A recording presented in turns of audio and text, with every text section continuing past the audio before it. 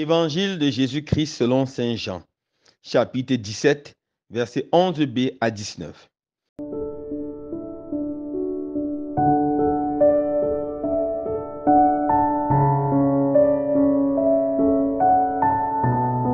En ce temps-là, les yeux levés au ciel, Jésus priait ainsi.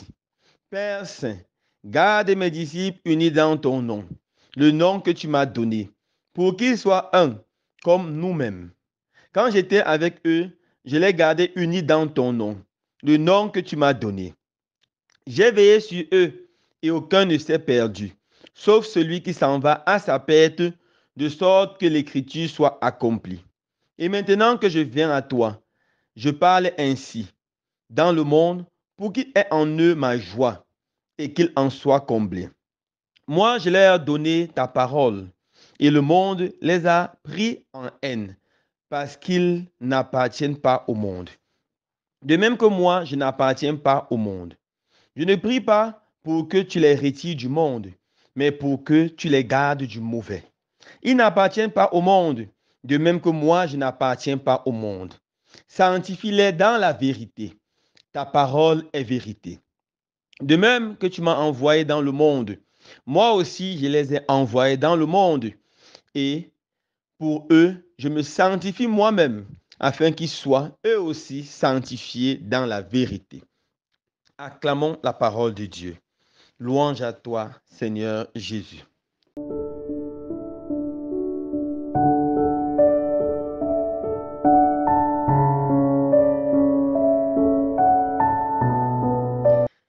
Frères et sœurs bien-aimés, aujourd'hui, la Sainte Église, notre Mère, célèbre avec joie le 7e dimanche de Pâques.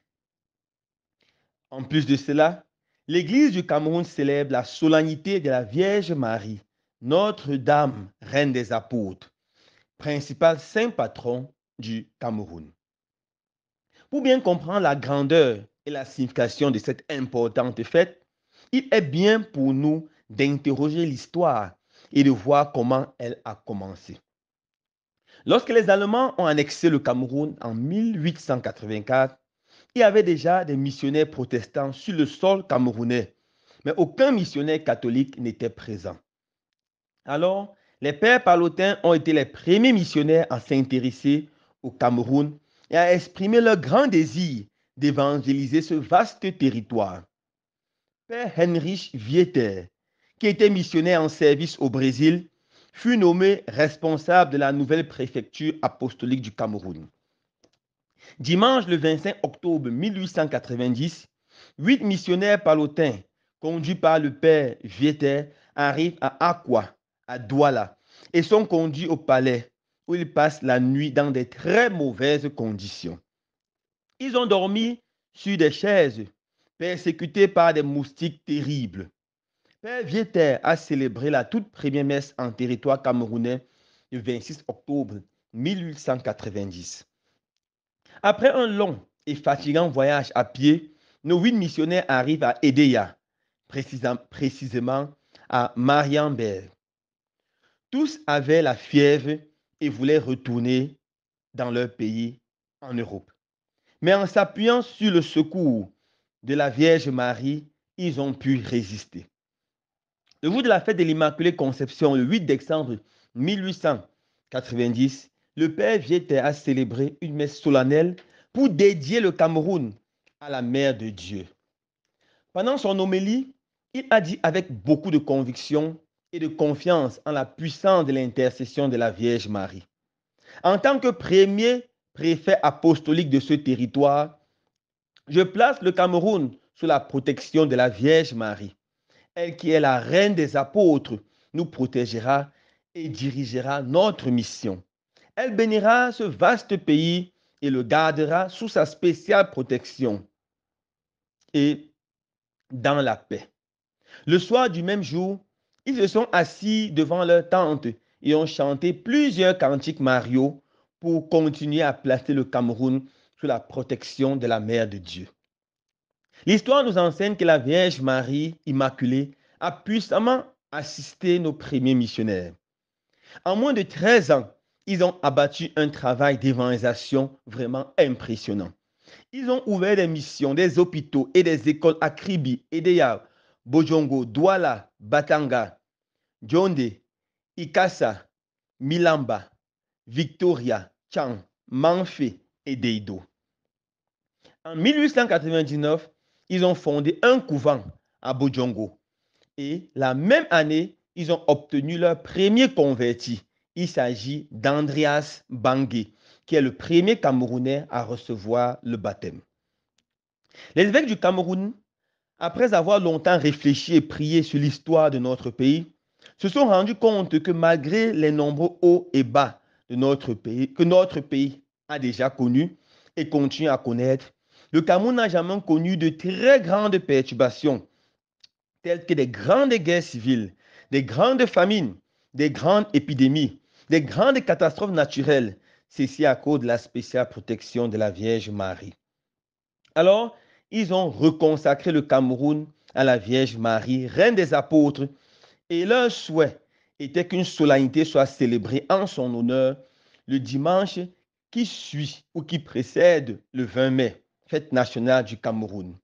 Mais finalement, après délibération, ils ont décidé que cette fête sera célébrée le 7e dimanche de Pâques, qui tombe toujours aux environs du 20 mai. Dans l'Évangile, Jésus, avant de quitter ce monde, confie l'humanité à travers l'apôtre Saint Jean à la protection de sa maman, la très sainte Vierge Marie, en ces termes. Fils, voici ta mère, puis mère, voici ton fils. Par la suite, Jean prit Marie chez lui.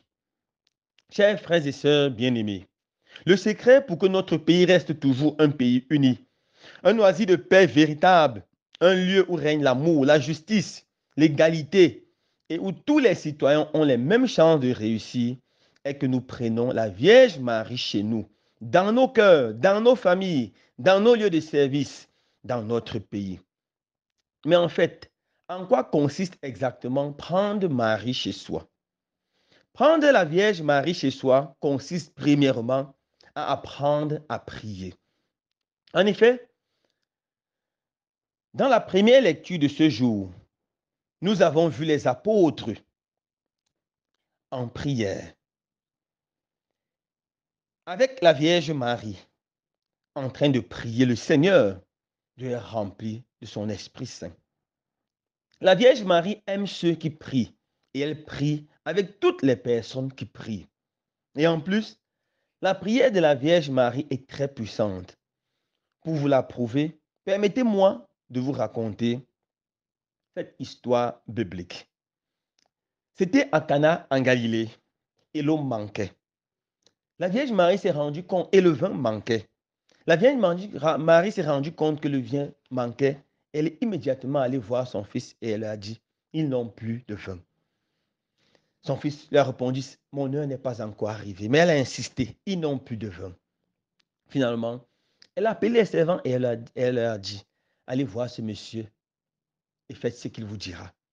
Et les messieurs sont venus voir Jésus. Ils lui ont dit, c'est cette dame-là qui nous a envoyé te voir. Jésus a dit, oh ma maman. Il a envoyé chercher de l'eau. On a donné au maître du repas, il a goûté. C'était du très, très bon vin. Du très, très bon vin. Jésus a fait ce premier miracle à cause de la foi puissante de la Vierge Marie. Et Jésus veut encore faire des miracles plus grands à cause, toujours par l'intercession de la Vierge Marie. Chers frères et sœurs bien-aimés, dans toutes les apparitions de la Vierge Marie, elle nous invite à la prière, au jeûne, à la pénitence. Elle nous invite à beaucoup prier, car pour elle, en ces jours qui sont les derniers, le diable est plus que jamais déchaîné. Il veut détruire les familles en causant les divorces. Il veut détruire les communautés chrétiennes, les paroisses, les diocèses, les pays, les nations, en causant la haine, le tribalisme, la médisance, les calomnies, les manipulations et finalement les guerres civiles et les génocides. Le diable nous enseigne que nous ne sommes pas frères et par conséquent, nous devons nous haïr. Jésus, lui, nous enseigne que nous sommes tous frères et nous devons nous aimer les uns les autres comme il nous a aimés. Le diable nous apprend à être orgueilleux, à ne jamais demander pardon quand on s'est trompé et surtout à ne jamais pardonner à notre prochain. Jésus, lui, nous enseigne que nous devons nous pardonner comme lui-même, le premier, nous a pardonné. Nous devons nous pardonner les uns les autres, car le pardon crée la paix, crée la joie, crée l'harmonie, crée la concorde. Prions pour la paix dans notre pays. Prions pour la paix au nord-ouest et au sud-ouest. Prions pour la paix à l'extrême nord. Prions pour tous ceux qui travaillent réellement pour que la paix véritable règne dans ce pays, par l'intercession de la Vierge Marie. Demandons la grâce de la paix.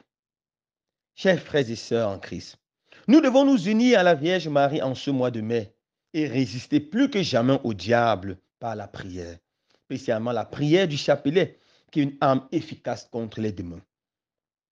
La deuxième façon de prendre Marie chez nous consiste à désirer de devenir des saints et des saintes.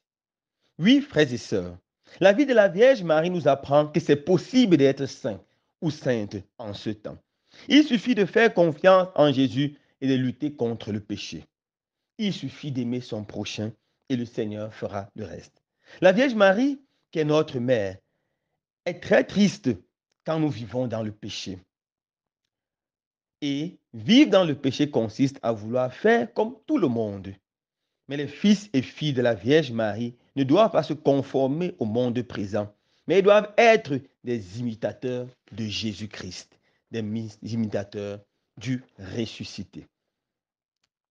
Quand les autres exploiteront leurs domestiques et ouvriers, les fils et filles de la Vierge Marie doivent leur donner un salaire juste. Quand les autres vont corrompre pour pouvoir avoir des bons postes, les fils et les filles de la Vierge Marie vont travailler dur pour avoir les mêmes postes. Quand les autres entreront dans des sectes exotériques, sataniques, diaboliques, où iront voir des marabouts, des gourous, pour avoir des promotions, les fils et filles de la Vierge Marie devront prier et le Seigneur leur donnera ces mêmes promotions. Quand les autres n'étudieront pas leurs leçons et en comptant sur la tricherie pour réussir à leurs examens, les fils et filles de la Vierge Marie devront étudier avec beaucoup de sérieux et de rigueur afin de réussir. Être enfant de la Vierge Marie ne veut pas dire chercher les raccourcis, la facilité, mais accepter les défis de la vie et les affronter avec foi, en sachant que la Vierge Marie nous accompagne par ses prières et son affection. Elle est une maman formidable.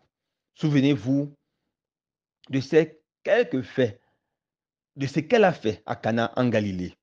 La prière de la Vierge Marie peut faire des merveilles dans nos vies et dans notre pays, le Cameroun.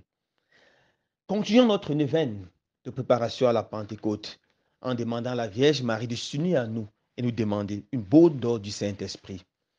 Demandons également à la Vierge Marie d'intercéder pour que dans notre pays, il n'y ait plus la guerre. Nulle part, il n'y ait plus de tribalisme, mais seulement la paix, la concorde et l'harmonie. Loué soit Jésus-Christ.